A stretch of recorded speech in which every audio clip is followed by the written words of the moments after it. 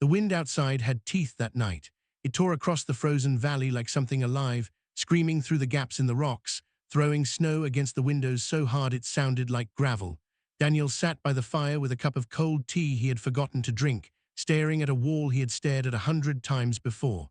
The cabin was small, built from thick logs and old metal panels salvaged from a broken shuttle. It was warm enough. It was quiet enough. That was all he asked for anymore. He had come to this frontier world 2 years ago after everything that happened. He did not like to think about the reasons. He fixed relay towers for the outpost network, checked signal lines, patched storm damage, and otherwise kept to himself. No neighbors for 50 miles, no noise except wind and static. That was the point. The fire popped. Daniel leaned back in his chair and closed his eyes, letting the storm's howl blend into something almost peaceful. Then he heard it, a scratch, faint, uneven, right at the door. At first he thought it was a branch or ice breaking loose from the roof.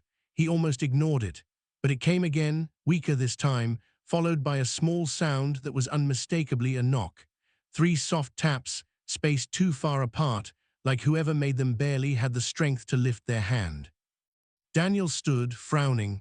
No one came out here. No one even knew the cabin existed, except the outpost dispatcher, and dispatch always called ahead on the radio. He grabbed the heavy coat hanging by the door out of habit, more for the cold than for protection, and turned the latch.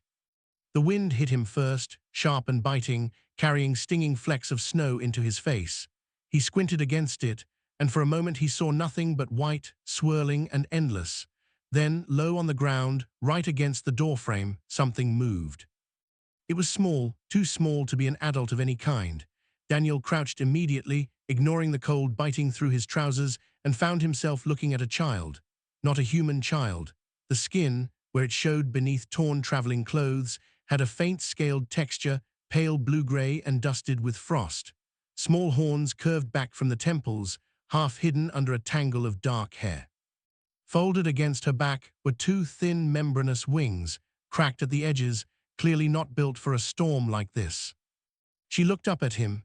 Her eyes were a deep amber, wide and glassy with exhaustion, rimmed with the kind of fear that comes only from real desperation. Her lips were cracked and pale, trembling too hard to form words at first. She tried anyway. "Please," she whispered, her voice raw, barely audible over the wind.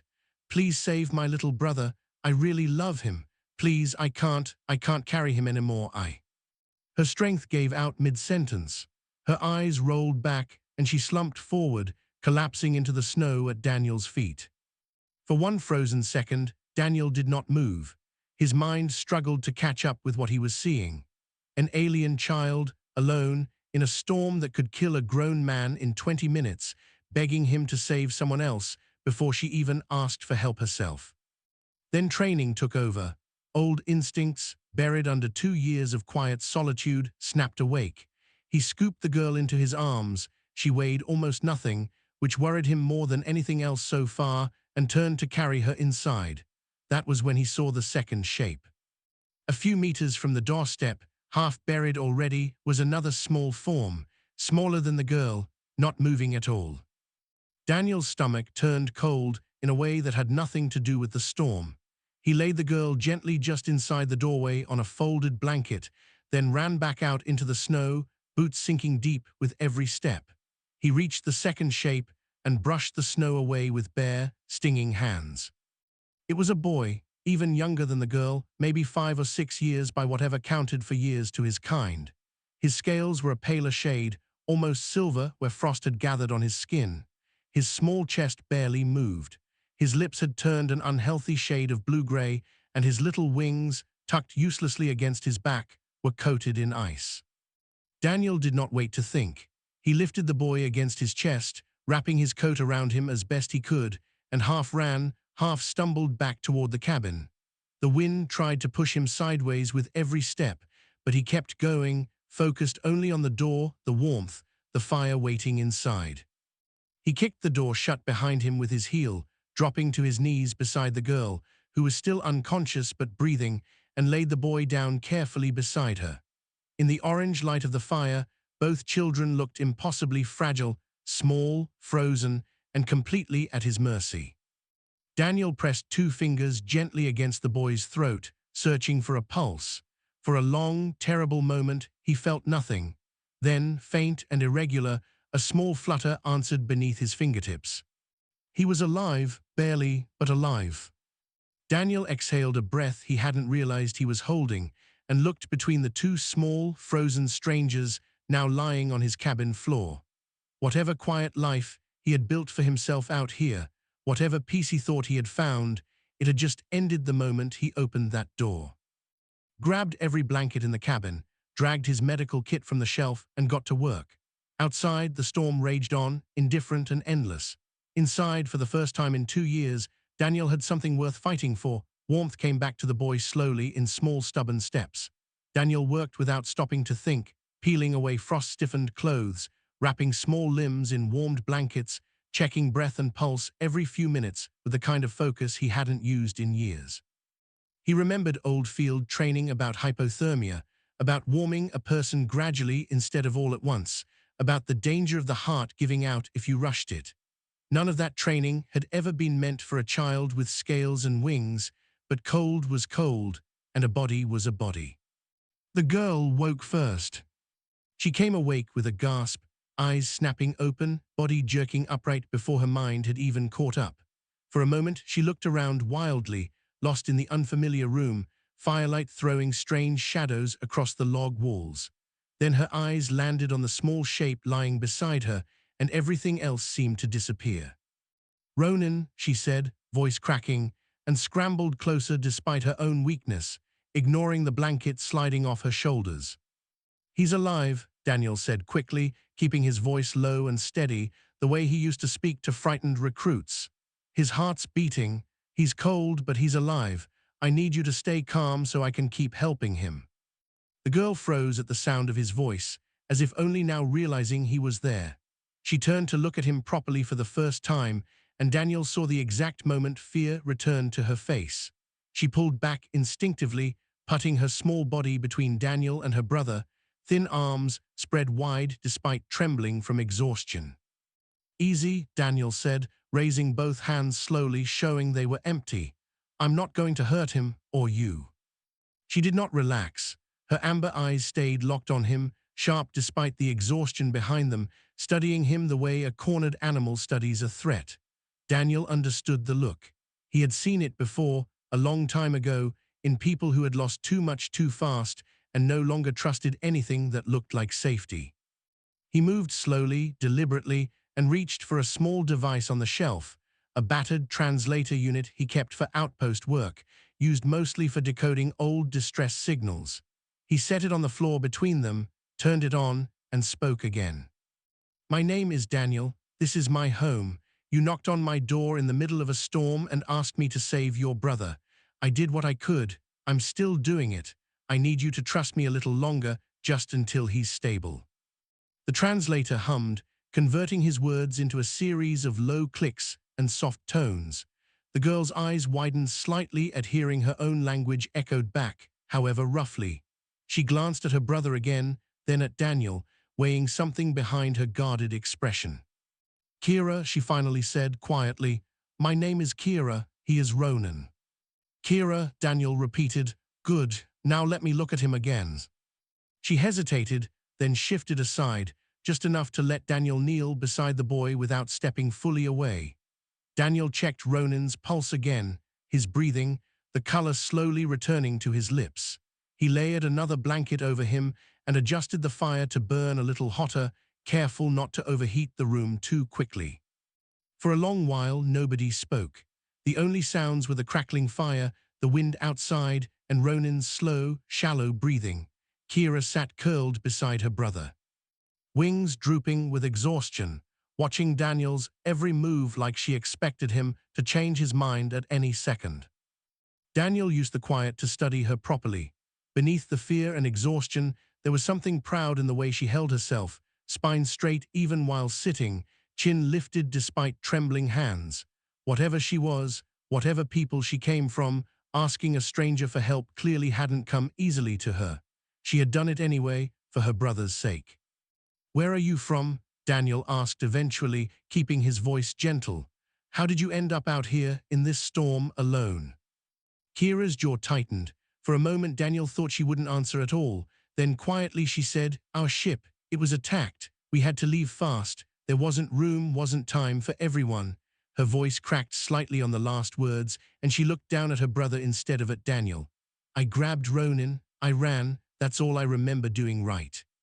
Daniel didn't push further. He recognized the shape of that kind of pain, the way it sat heavy behind simple words. He had carried something like it himself, once, though he rarely let himself think about it these days.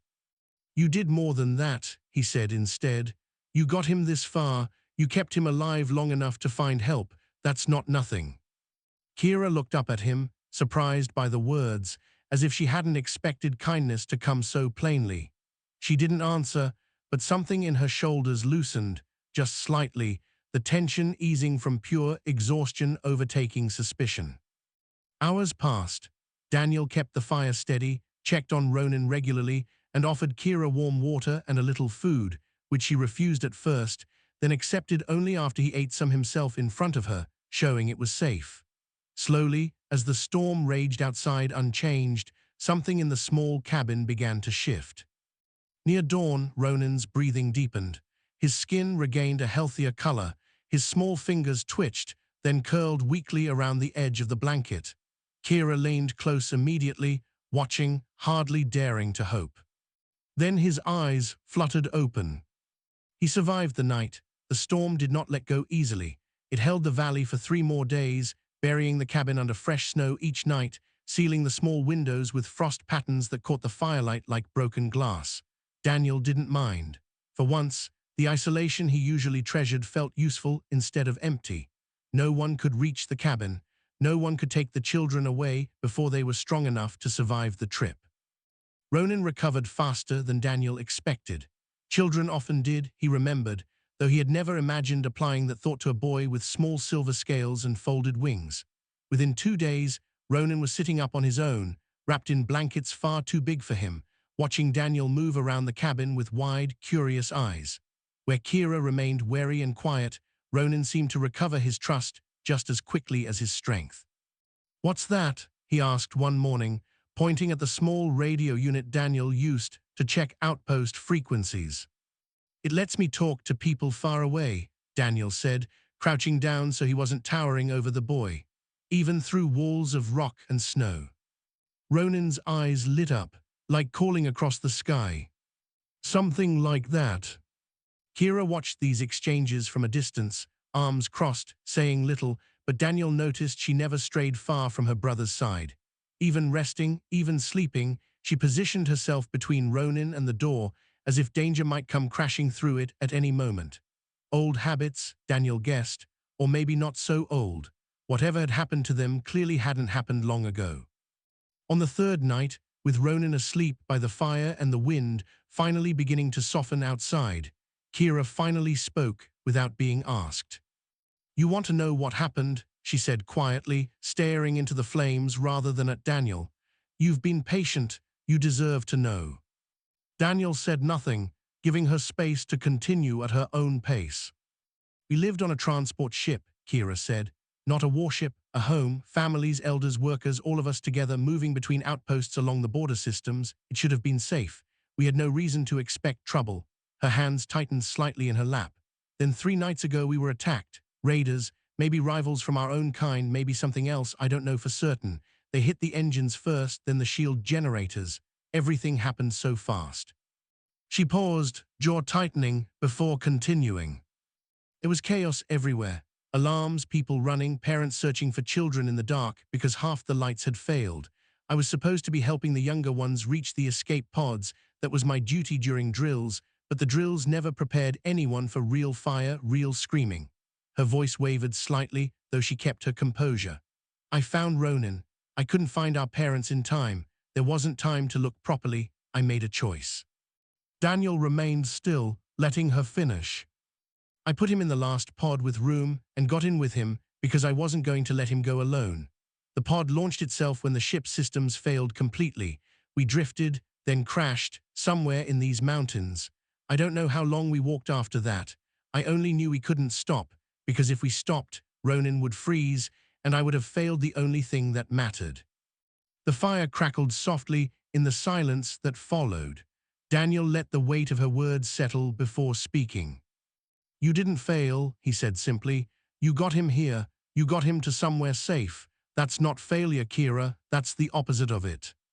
Kira looked at him then, something unreadable behind her amber eyes, somewhere between disbelief and cautious relief. You keep saying things like that, she murmured, like it's simple. Maybe it is simple, Daniel replied. You loved him enough to keep going when most people would have stopped. That's not complicated, that's just rare. She looked away first, back toward her sleeping brother, but Daniel saw the faint, almost invisible easing in her shoulders, the same slow release of tension he'd noticed the first night. The next morning, while Kira and Ronan slept later than usual, exhaustion finally catching up properly now that safety allowed it, Daniel sat by the radio unit, turning the dial slowly, listening to old frequencies out of habit more than expectation. Static hissed through most channels, then faintly, beneath the noise, he caught something else, a pattern repeating every few seconds, too structured to be storm interference, a signal. He leaned closer, frowning, adjusting the frequency carefully to sharpen the sound. The pattern held steady, deliberate, unmistakably artificial. Someone was transmitting nearby, someone was searching. Daniel glanced toward the sleeping children, then back at the radio, unease settling low in his stomach. Whatever had attacked their ship, whoever had scattered escape pods across these mountains, might not have given up looking for survivors. And if they were searching this close to the cabin, it meant they were running out of places left to check. He turned the radio off quietly, not wanting to wake the children with uncertain news before he understood the threat properly. Outside, the wind had finally begun to die down, leaving an unnatural stillness behind it. Daniel moved to the window and looked out across the snow-covered valley, searching the tree line, the distant ridges, anywhere movement might betray itself against the white. Nothing yet, but something was coming. He could feel it, the same instinct that had kept him alive during his old service years, now quietly screaming at him to be ready. He checked the locks on the door, then the shutters on the windows, and finally the small collection of tools and equipment that might serve, in a pinch, as something closer to defense. Whatever peace the storm had given them, it was ending, and Daniel intended to make sure that whoever came looking for these children would have to go through him first. By midday, the sky had cleared into a hard, pale blue, the kind that came only after a storm had burned itself out completely. Daniel stood at the window with a pair of old field binoculars pressed to his eyes, scanning the tree line at the edge of the valley. For a long while, he saw nothing but snow and shadow. Then, near the ridge, a shape moved, then another. He counted 4 of them, moving in a loose line down the slope, deliberate and unhurried, the way people moved when they were confident of what they were about to find. Even at a distance, something about their posture looked wrong, coiled and careful, like predators rather than rescuers. Daniel lowered the binoculars slowly. Behind him, Kira had gone very still. They found us, she said quietly. It wasn't a question. Maybe, Daniel said, maybe not. Could be searchers looking for other survivors, could be something else. He didn't believe his own words, not entirely, but there was no use frightening the children further before he had to. Kira's expression told him she didn't believe it either. She moved instantly, crossing the room to Ronan, who was sitting up now, sensing the tension without understanding its source. She knelt in front of him, speaking low and fast in her own language, the translator picking up only fragments. Stay close, stay quiet, trust him. Daniel didn't wait to see how the conversation ended. He moved through the cabin quickly, pulling old supplies from storage he hadn't touched in months. A flare gun, meant for signaling outposts during emergencies, a length of steel cable, coiled and ready, a small stock of tools that, in the right hands, doubled easily as something more dangerous. None of it was proper weaponry. He had left that life behind deliberately. But improvisation had always been his strength, long before it became his profession. Kira, he said, keeping his voice steady, I need you to take Ronan into the back room, behind the storage shelves. There's a gap in the floor panel, big enough for both of you. Stay low, stay quiet, and don't come out unless I say your name first. Understood." She hesitated only a moment before nodding, gathering Ronan into her arms despite his weight, half carrying, half guiding him toward the back of the cabin. Ronan looked over her shoulder at Daniel, small and frightened, but didn't cry out, didn't protest. He trusted her completely, and in this moment, that trust extended to Daniel as well. Once they were hidden, Daniel positioned himself near the door, checking the improvised defenses he'd rigged in the last hour. A tripwire connected to a small noise generator meant to disorient rather than harm, a reinforced bar across the door itself, and the flare gun tucked into his belt, within easy reach. The knock, when it came, was nothing like Kira's desperate tapping days earlier. It was hard, deliberate, 3 heavy strikes that rattled the door in its frame. "Open up," a voice called from outside, distorted slightly by the cold air, but clearly not human and clearly not friendly. "We know they're here. Hand them over, and no one else needs to get hurt." Daniel stayed silent, weight balanced, listening carefully to the sounds outside, footsteps shifting in snow, low murmured voices coordinating positions. At least 4, likely armed, likely trained. Not an easy fight under normal circumstances, but this wasn't a fair fight by design. It was his home, his terrain, and his rules. "They're not here," Daniel finally answered through the door, keeping his voice level and calm. "You've got the wrong cabin." A short, humorless laugh answered him. "Wrong cabin doesn't explain fresh tracks in the snow leading straight to your door, soft skin, last warning." Daniel's jaw tightened. He reached for the tripwire release near the doorframe, fingers steady despite the pounding of his own heart. Whatever calm he'd built over 2 years of solitude, it hadn't erased the instincts trained into him long before that. Those instincts were awake now, sharp and clear. The door shuddered as something heavy struck it from outside, testing the reinforced bar. It held, but only just. Daniel triggered the tripwire. A sharp, piercing shriek of sound erupted just outside the door, the noise generator doing exactly what he'd built it to do, disorienting anyone standing too close. Shouts of surprise and pain followed immediately. Daniel used the distraction, yanking the door open just enough to fire the flare gun directly into the chaos outside, not aiming to kill, but to blind and scatter. The flare exploded in a burst of harsh white light, and the shouting outside turned to genuine confusion. Daniel slammed the door shut again, resetting the bar, breathing hard but focused. "You've got maybe 10 seconds before your eyes recover," he called through the door, voice steady despite his racing pulse. "Use them to leave, or use them to keep testing me. Either way, you're not getting past this door today." There was a long pause outside, filled only with muffled cursing and the shuffle of retreating footsteps. Then, finally, the voice spoke again, quieter now, edged with something between anger and reluctant respect. "This isn't finished, soft skin. You've made powerful enemies for 2 strays that aren't even your kind." Daniel didn't answer. He listened instead, tracking the sound of footsteps moving away through the snow, gradually fading into silence. Only when the valley outside had returned fully to quiet did he finally allow himself to exhale. He moved quickly to the back room, pulling aside the storage shelves to reveal Kira and Ronan huddled together in the narrow gap beneath the floor panel, both trembling, both wide-eyed with fear. "It's over," Daniel said gently, "for now." Kira climbed out first, pulling Ronan up behind her, immediately scanning Daniel for injuries before her guarded expression cracked, just slightly, into something closer to relief.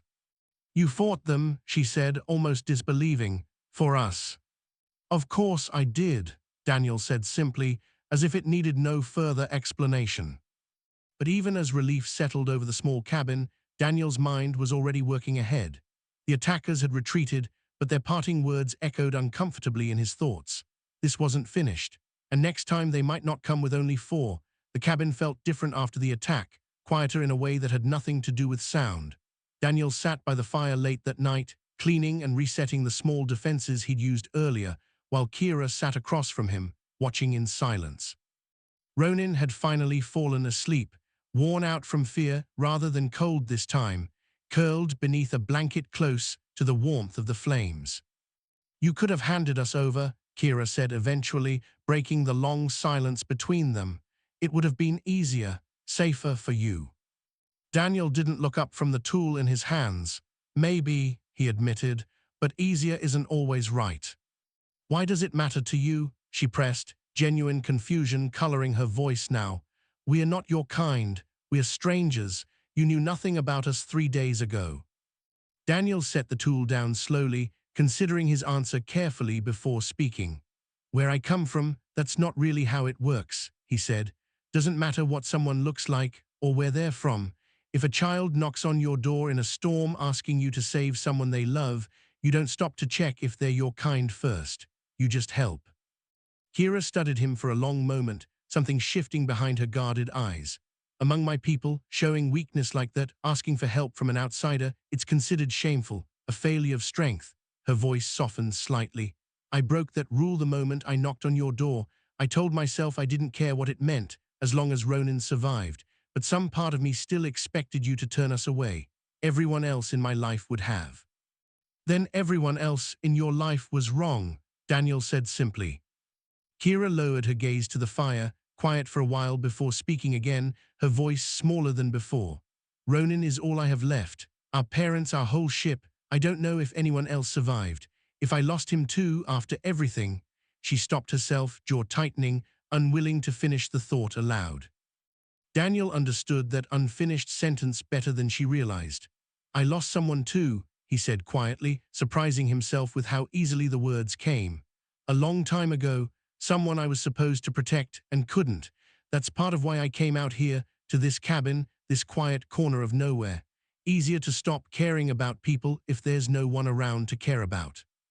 Kira looked up at him, surprised by the admission. "But you still helped us." "Because pretending not to care isn't the same as actually not caring," Daniel said. "I just forgot that for a while." The fire crackled softly between them, filling the silence that followed. For the first time since she'd collapsed at his doorstep, Kira's posture eased fully, shoulders lowering, the constant readiness for danger fading, if only briefly, into something closer to simple exhaustion and quiet trust. Over the following days, as the cabin settled into a fragile, watchful peace, Ronan's recovery continued steadily. He grew braver, more curious, following Daniel around the small space with endless questions about human customs, human food, human stories about the stars. Daniel found himself answering patiently, something in him softening he hadn't expected to feel again. One evening, as Daniel showed him how a simple hand-crank flashlight worked, Ronan looked up at him with wide, thoughtful eyes. "Kira says you're not like the others who came," he said, "the bad ones." "No," Daniel agreed, "I'm not." "Are you like family, then?" Ronan asked, innocent and direct in the way only children could be. "Kira says family means someone who stays, even when things are hard." Daniel felt something tighten in his chest, warm and unfamiliar after so long. "Something like that," he said softly. Kira, sitting nearby, said nothing, but Daniel caught the small, private smile she quickly hid before looking away. That night, once the children were asleep, Daniel sat alone by the radio unit, staring at it for a long while before finally reaching for the transmitter. He had avoided contacting the wider outpost network deliberately these past 2 years, unwilling to reconnect with a world he'd left behind. But the attacker's warning still echoed in his mind. This wasn't finished. And protecting 2 children from raiders determined to find them required more than one man and a cabin full of improvised defenses. He activated the transmitter, adjusting the frequency to a channel he hadn't used in years, one connected not to the local outpost, but to older contacts, people who once knew him by a very different reputation than the quiet trapper on the ridge. "This is Daniel," he said into the receiver, voice steady despite the weight of what he was about to reveal. "I need to report an attack, and I'm requesting protection for 2 refugee children under my care. I also need you to know exactly who's asking." He paused only briefly before continuing. giving details he had kept buried for 2 years, revealing a past far more capable and connected than anyone in this frontier world had ever suspected.